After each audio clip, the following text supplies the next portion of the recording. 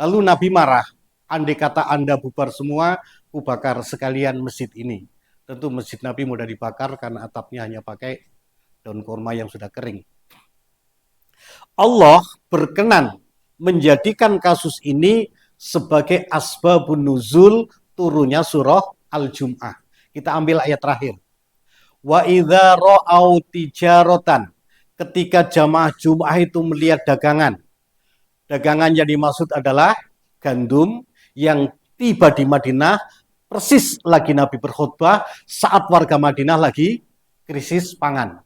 Infaddu, jamaah Jumat itu bubar semua. Ilaiha menuju gandum tadi. Watarokuka, dan mereka meninggalkan kau Muhammad iman berdiri berkhutbah. Tidak usahlah Nabi, saya lagi tahu siap begini, Bapak bubar semua, ditinggal aku sendirian, ku banting mic ini. Ini betul-betul sikap kurang ajar.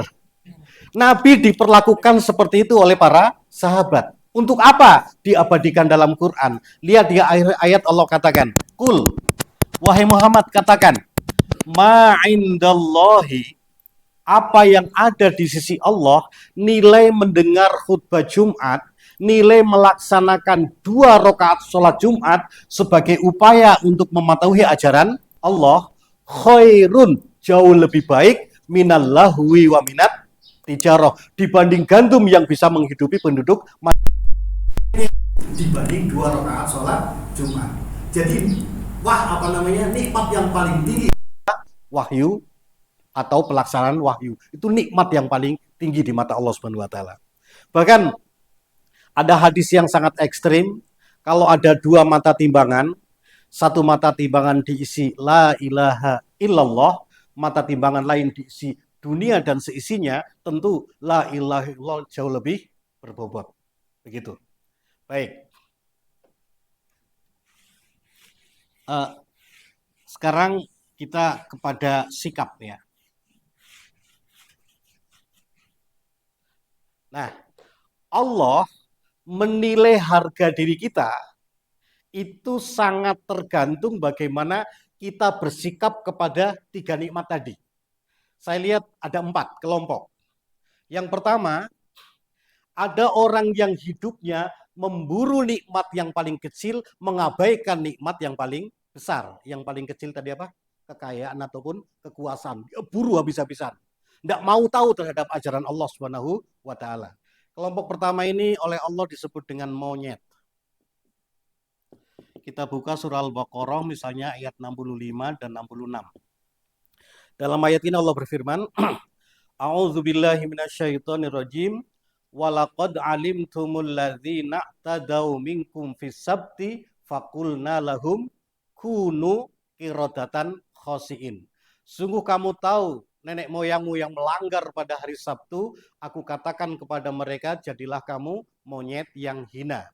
Ayat ini menerangkan Bani Israel, mereka harus beribadah, melaksanakan ajaran Allah setiap hari Sabtu. Hari Ahad sampai hari Jumat adalah hari untuk mencari nafkah. Mata pencaharian mereka adalah nelayan di laut. Turun-temurun berpuluh-puluh tahun, setiap hari Sabtu mereka tidak nangkap ikan karena harus beribadah. Sehingga ikan di laut menjadi hafal kalau hari Sabtu tidak ditangkap. Akhirnya setiap hari Sabtu ikan pun dikatakan oleh Allah, itta'tihim hitanuhum yauma sabtihim syura'a. Setiap hari Sabtu ikan mendatangi mereka, berenang terapung-apung di permukaan air ke pantai.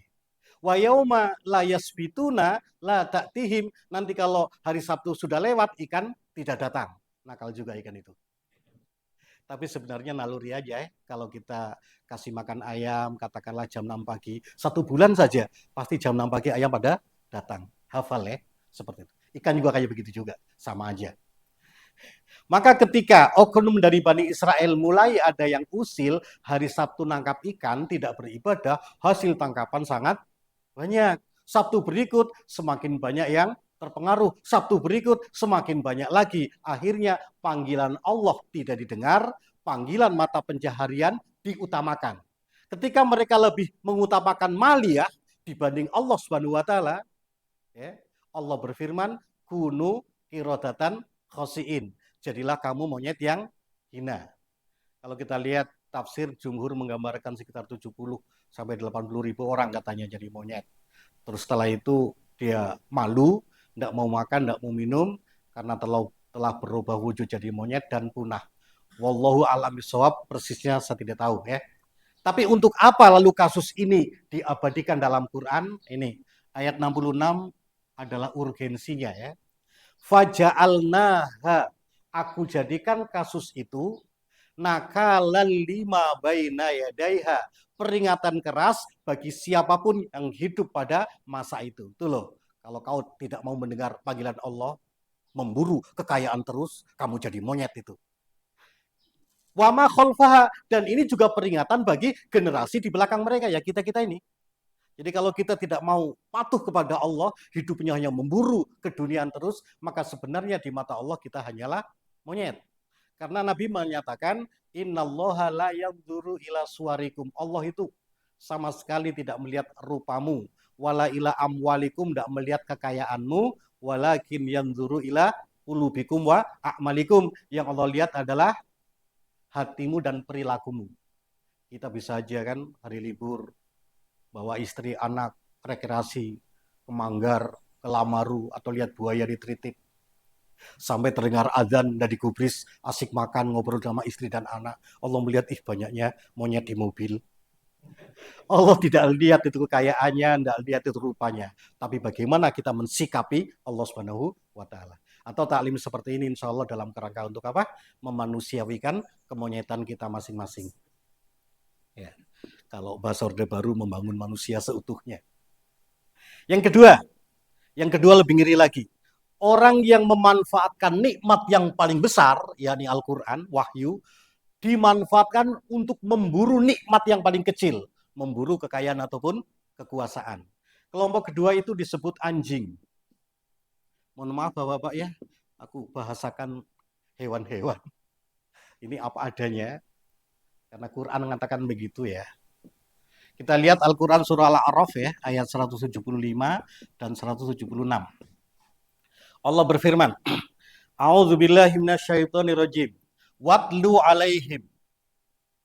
Watlu. Wahai Muhammad, terangkan. Ini fi'il amar, perintah. Jadi Nabi disuruh menerangkan kepada semua umat manusia. Wahai Muhammad, terangkan kepada manusia. Tentang apa? Naba'a. Keterangan. Alladzi, orang. Atainahu, yang aku telah beri kepada dia ayatina, ayat-ayatku. Orang yang telah diberi ayat Allah inilah alim ulama. Lalu para mufasir menafsirkan yang disebut ulama ini bernama Bal'am ibnu Ba'ura, seorang ulama agung pada zaman Nabiullah Musa alaihissalam. Fansalakha minha, tetapi dia melepaskan diri dari ayat itu. Sedikit bahasa Arab. Insalaho, akar katanya salaho. Salaho itu kalau kita motong sapi, kita lepas kulitnya, itu namanya salaho, nguliti. Insalaho itu kayak ular. Dia lepas sendiri kulitnya. Orang Jawa menyebutnya melungsungi. Pernah lihat kulit ular ya? Dia lepas. Saya tanya orang Bugis menyebutnya malomo, lamnya ditasdid, malomo. Jadi insalaho, melungsungi, adalah pilihan diksi yang sangat tajam.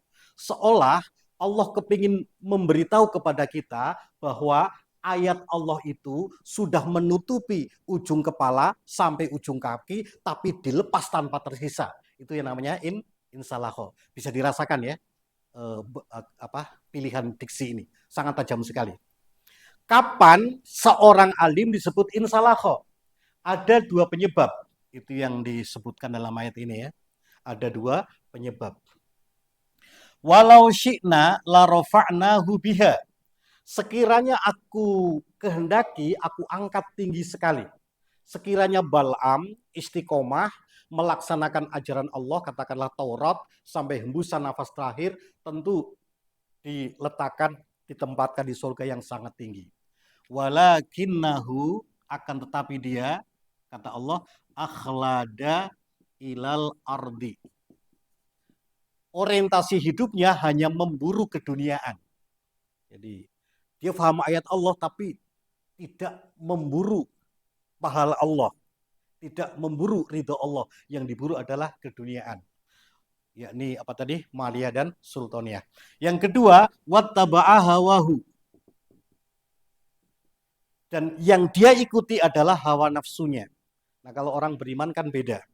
Fa amma man khafa maqama rabbihi wa nahan nafsa 'anil hawa. Orang yang takut akan kedudukan Tuhannya, dia menahan diri dari mengikuti hawa nafsunya. Kita Ramadan begini, walaupun sendirian, tidak ada yang berani minum karena takut kepada Allah Subhanahu wa taala. Itu artinya menahan diri dari hawa nafsunya. Fa innal jannata hiyal ma'wa, surga tempatnya. Kalau ini beda. Kalau perlu dia cari ayat-ayat Allah ya untuk mendukung hawa nafsunya sebagai alat justifikasi ya. Misalnya tahun 2024 saya ini caleg dari Partai Golkar. Agar saya dapat banyak pemilih, maka ketika aku sosialisasi, aku mencari ayat-ayat yang ada hubungannya dengan pohon. Karena Partai Golkar gambarnya pohon. Lalu aku bacakan di hadapan umat. Laqad radhiyallahu 'anil mu'minin idh yubayyi'unaka tahta syajarah. Allah ridho pada orang yang beriman ketika sumpah setia di bawah pohon yang rindang. Hidup Golkar. Kalau saya caleg dari PAN, lambangnya kan apa? Matahari bersinar, aku juga cari ayat tentang matahari. Wasyamsi waduhaha. Demi matahari yang bersinar terang, pertanda ke depan hari semakin cerah. Pilih personil di negeri ini yang pasti ke depan mencerahkan bangsa dan negara. Hidupan. Kalau saya caleg dari PPP, lambangnya Ka'bah, aku juga cari ayat tentang Ka'bah. Wa min haitsu kharajta, kemanapun Anda keluar, ingat perintah Allah. Fawalli wajhaka syatrul masjidil haram. Hadapkan wajahmu ke arah Ka'bah. Jangan menghadap kepada yang lain. Hidup Ka'bah. Kalau saya caleg dari PKS, aku juga cari ayat tentang keadilan. Dulu huwa aqrabu littaqwa. Berlaku adilah karena pasti itu bisa mendekatkan diri kepada Allah Subhanahu wa taala. Ingat, inna lil muttaqina mafaza. Pasti kemenangan hanya milik orang yang bertakwa saja. Hidup PKS. Kalau saya caleg dari PDI Perjuangan karena lambangnya kepala banteng, aku juga ceritakan surah Al-Baqarah tentang sapi betina. Nah, kalau kayak begini ya, cari ayat-ayat Allah untuk mendukung keinginan duniawinya, ya, tentu Quran menjadi kehilangan ajarannya. Orang-orang dibikin sesat karenanya, bikin kacau pemikirannya ya. Maka orang yang seperti ini kata Allah, famasaluhu kamasalil kalbi. Perumpamaannya atau ubahnya seekor anjing. Naudzubillah min dzalik. Kita sedikit apa namanya? Global-global aja ya. Yang ketiga,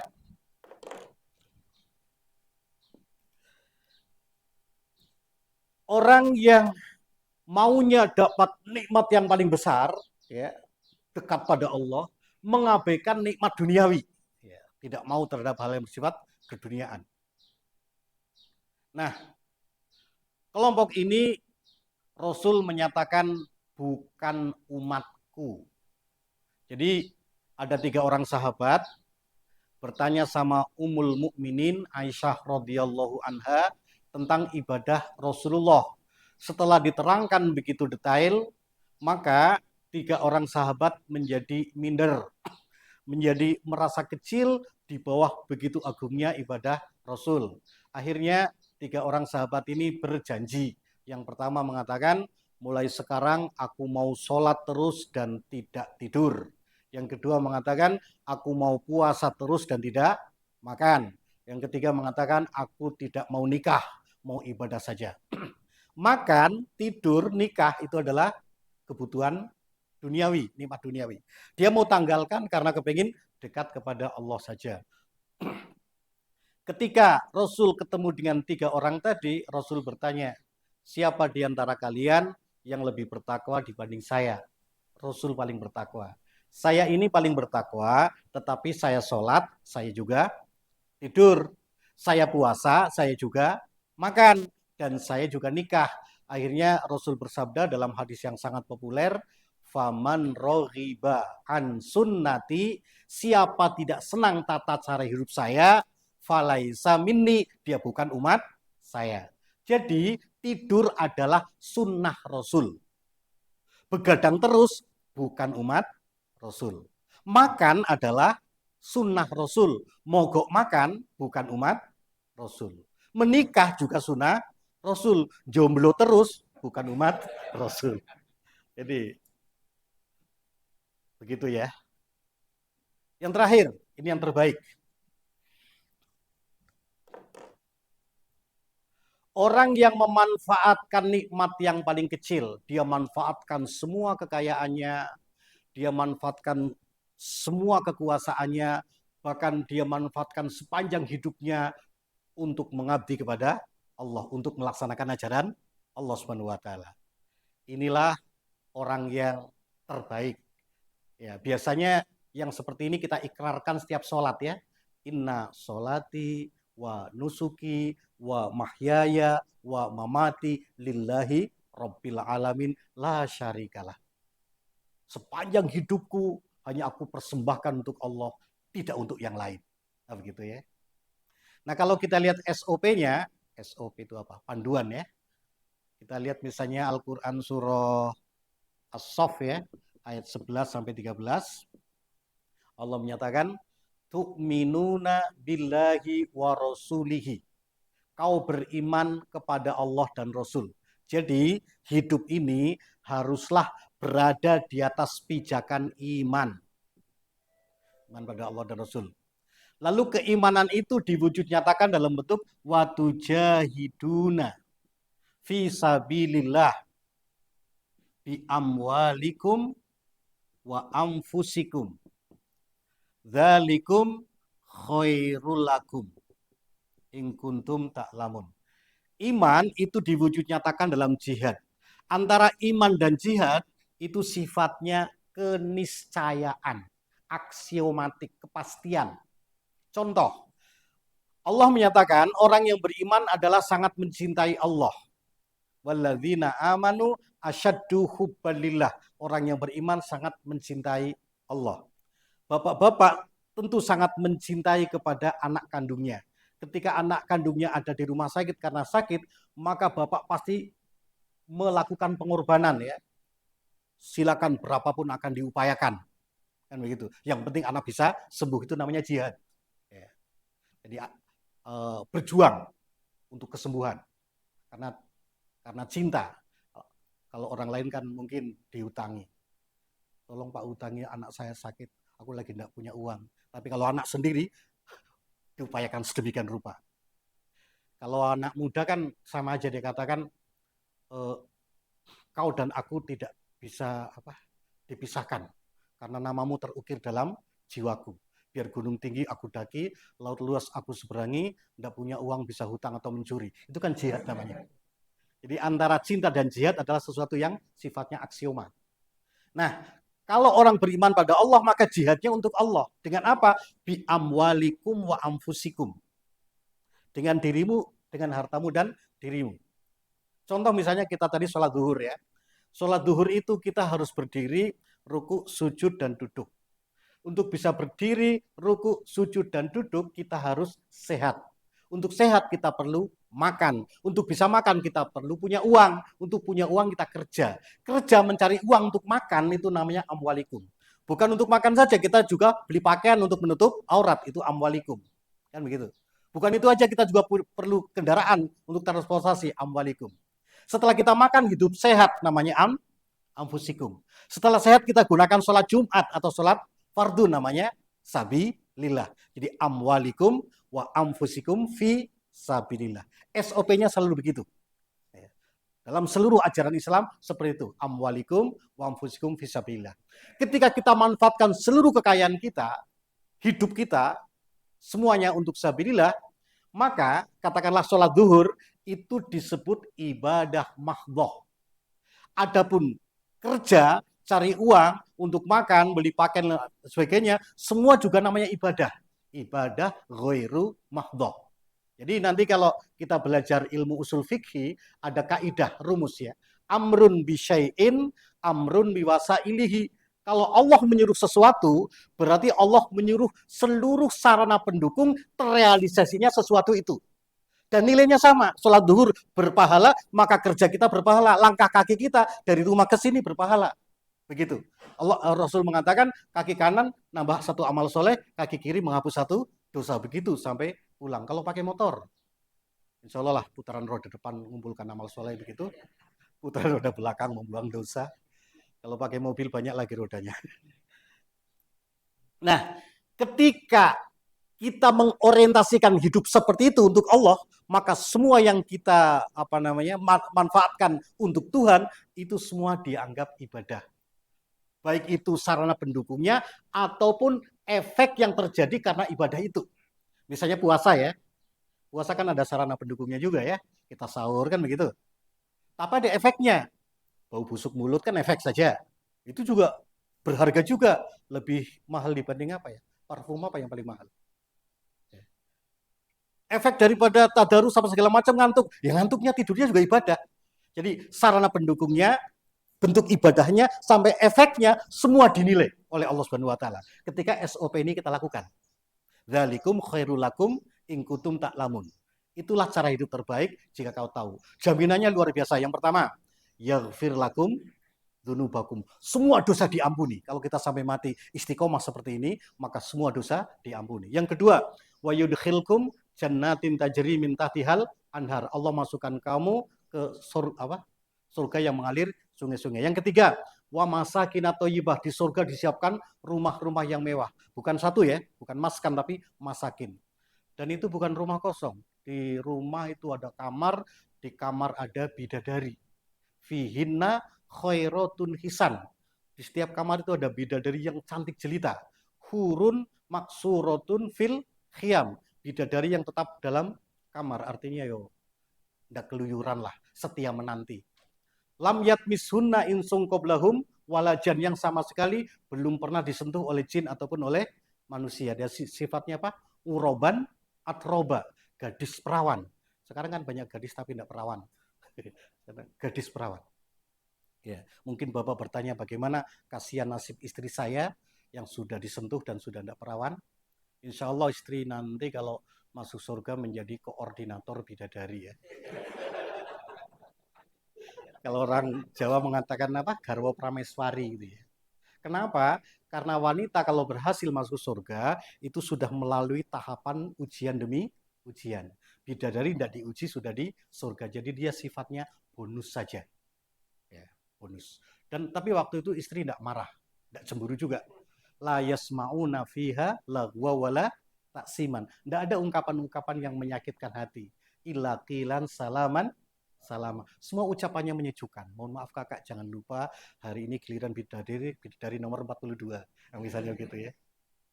Wa ukhratu hibunaha, ada hal lain yang pasti kamu senangi, apa itu? Ketika hidup untuk Tuhan, maka Allah mengatakan ya, apa itu? Wa ukhratu hibunaha nasru minallah. Kita akan ditolong oleh Allah menghadapi berbagai situasi. Wa fathun qarib, Allah juga akan mengantar kepada kesuksesan dalam menjalani hidup. Wa basyiril mu'minin, wahai Muhammad, informasikan berita gembira ini bagi orang yang percaya saja. Yang tidak percaya tidak usah. Baik, waktu kami sudah habis. Hadanallahu wa iyyakum ajmain. Assalamualaikum warahmatullahi wabarakatuh.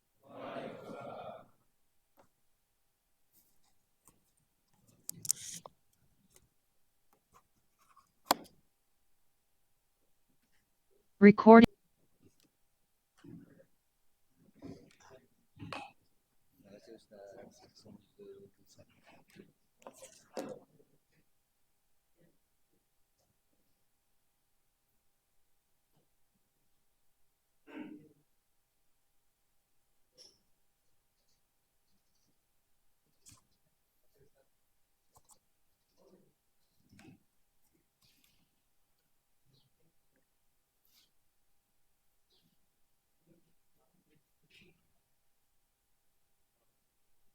Artinya gimana? Mati. Ini.